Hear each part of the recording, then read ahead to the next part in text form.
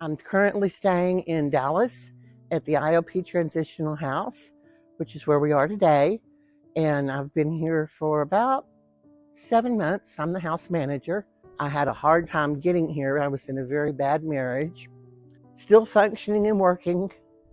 Get up in the morning and have a little crystal meth and go to work. Sure, fine. I can do anything you want me to do. Sure. And nobody knew. Well, yeah, they did.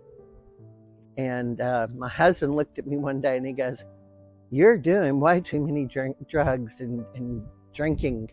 And I went, "No, I'm not. I'm an adult. I can do whatever I want to do. If I want to drink, I'll drink. If I want to have a line of Coke, I'll have a line of Coke." And I was so angry. Oh, the whole world was against me. And I didn't know that a person could have that much anger inside of them. And a little voice inside of me said, "You're in trouble again. You're about to mess up and really ruin your life again." We had mainly verbal abuse, but towards the end it got a little bit physical. And so when I left, I had asked him to take me to treatment. We started out and then he got physical, and I said, "Just take me home." And he said, "Well, I'm just going to lock you in the back bedroom till you sober up." And my mind snapped. It was like, "Oh, no, you won't." No, I'm 61 years old and that's not happening. So he got me back to the house, and I immediately went in the backyard and called a girlfriend to come pick me up. Because it was Memorial Day weekend, I couldn't find a treatment facility that would take me immediately. And I know darn good and well, if I don't do it today, I'm not going to do it. That this feeling will pass, and I will continue to stay here, and I will die. I will drink myself to death because I can't stand what's going on in my life. And when I sat there looking online, scared to death, not knowing what to do, going, my life just turned upside down and I've got to do something. It doesn't matter what happened, alcohol got me here, because alcohol was the main common denominator all the way through it. I mean, there were other drugs involved also, but alcohol was the big one. And I'm calling around trying to find a treatment facility to go to. And DPR had on their website, "We transport from 5 state areas." So they came and got me and took me directly to their facility in Ennis, which is where I spent 30 days sobering up, recovering, getting used to being around other people. When we pulled up at Ennis, I was taken into a room and did the intake process, which went very quickly, very smoothly, and I was very honest. I was scared not to be honest. I talked to the counselors. They walked me through the trauma of how I got there. I just had a nervous breakdown and was able to realize my life has changed forever. And I need to really get serious about getting sober, because I'm all I have. And if I want my life to be worth anything in the future, I need to quit the alcohol and I need to quit the drugs, because they're killing me. I never want to go through that again. At my age, you would think you would know better, but the disease wipes your memory. It takes away everything that you ever thought you knew about yourself. It takes away every bit of your self-esteem and your morals. And when you're left at the end of it going, I have nothing, and that big empty hole is inside your heart, something has to change. So when I got into recovery this time, I knew what I wanted. The happiest I've ever been in my life is when I've been sober. And so when I got there, I knew I had to change my life. I knew there were too many pluses to being sober, because I'd experienced it before and I wanted that freedom and happiness again. So when I got to Ennis, you didn't have to convince me I was an alcoholic. I already knew. You didn't have to convince me that I wanted to be sober, because I knew I did. So I worked through some of my personal issues with my abusive marriage and trying to straighten out how I had fallen that low, because my self-esteem was nothing. I wanted to quit. I really did, because they were hitting too many truths, too many what happens when you drink. I do things that I wouldn't normally do, but when I'm drinking, I don't care. And they challenged me. Every time I went in there, I was so mad at God. He had let me down. He had broken my life. How dare you let me go to this length without helping me and stopping me? And they slowly broke it down and made me realize I had done it to myself. It wasn't anything that the world had done. It wasn't anything God had done. It's what I had done. And so I had to be able to get to the point where I could see that and where I could forgive myself. They showed me who I was. They gave me classes to describe what alcoholism was, which broke the shame cycle, because it's a disease, it's an illness, it's not a moral dilemma, it's something that happens. And when you realize that I'm not bad, I just have an illness. And they taught me how to arrest that illness. They taught me if I want to drink, get busy doing something else. You know, clean house, go to the movies, call someone. And they've given me the confidence to believe in myself again. And the main thing that they did is restore my dignity and my self-esteem and my self-respect. And they treated me like a human, like somebody that had value, that somebody that we love you and we're going to help you. And the therapists, oh my God, the one I had, she was able to do more for me than anyone in my past.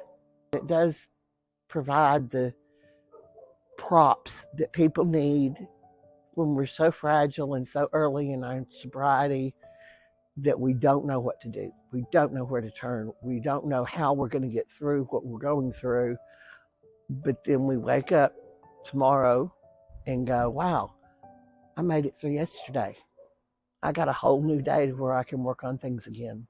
After I left Ennis, I spent approximately a month in the partial hospitalization treatment, and then another month in the PHP program.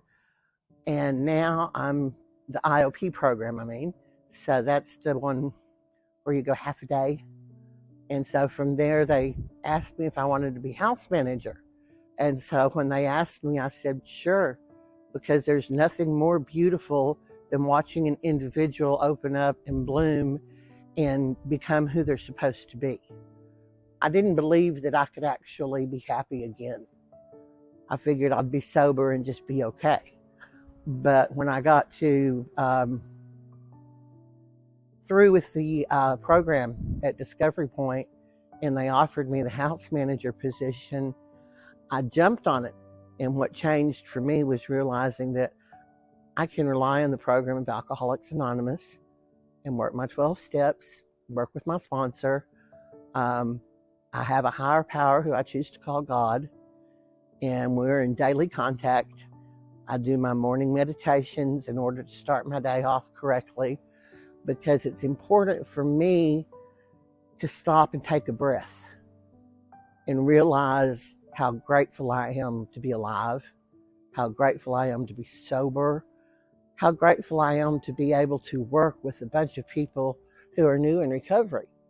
Because every morning I wake up, I've got a house full of anywhere from 5 to 10 people who have got anywhere from 30 to 40 days sobriety, and I get to be an example.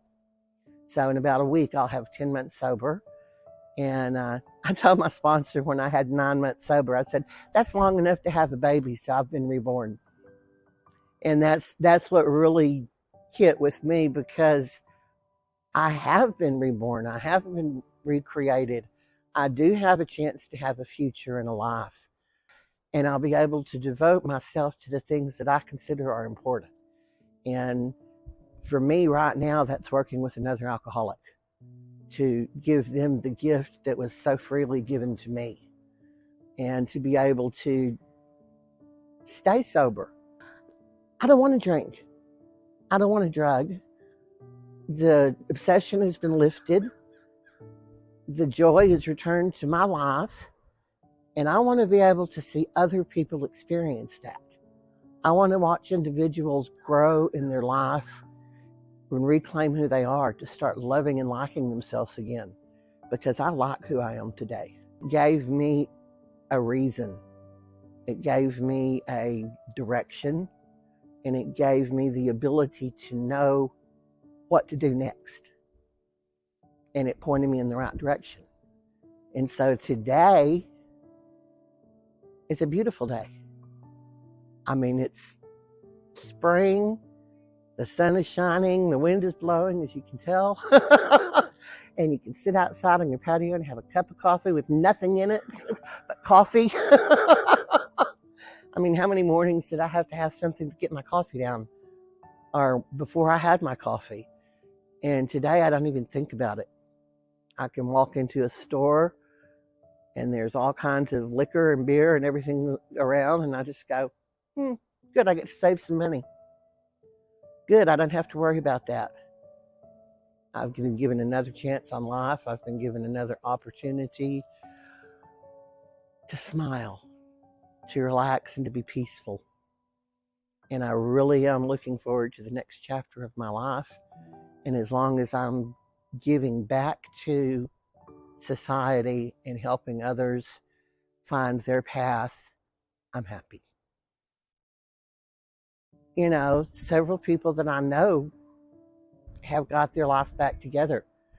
I mean, they came in on probation, they came in with their kids in CPS, and when they left here, they went to a sober living home, and now they've got their own apartment, they've got their kids back, they're working, they're employed, they're happy.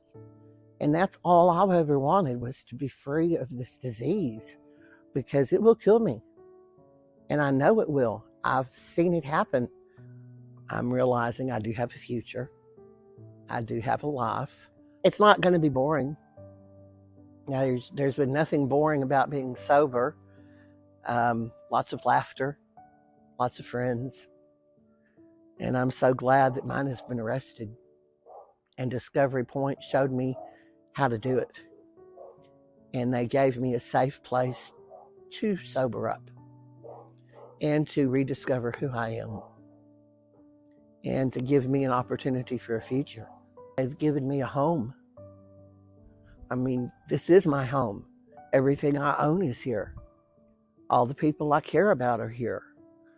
And they've given me the support that I've needed after graduating to have the self-confidence to be able to be a house manager. I've discovered that I love working with people. I like to have the house full of laughter, and it's awesome. If you're starting to think you have a problem, you do, because people who drink normally never question it.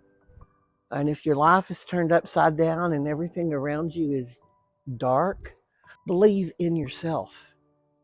Take that little bitty something that's deep inside that says, please help, and run with it. Because the best thing you can ever do is save your life. The best thing that you can ever do is to get into a program of recovery that gives you the strength to figure out what you're doing. The ability to have a voice and to make decisions about your life again. And if you're thinking about going to rehab, I strongly recommend Discovery Point Retreat. It gave me a life, it gave me hope, it gave me a dream.